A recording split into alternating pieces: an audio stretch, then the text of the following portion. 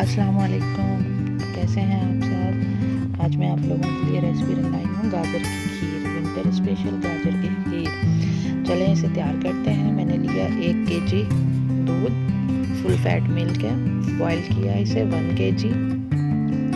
अच्छा, चावल मैंने ले लिए थे 1 कप, उसको मैंने 2-3 घंटे भिगो के रखा, फिर उसको ग्राइंड कर लिया।